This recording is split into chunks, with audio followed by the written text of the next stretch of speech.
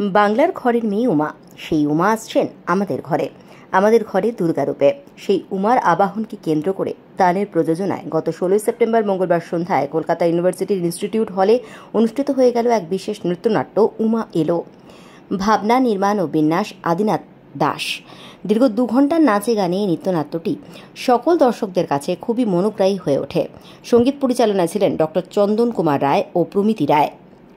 কলকাতা থেকে ইন্দ্রজিৎ আইচের রিপোর্ট, সংবাদ এই সময়।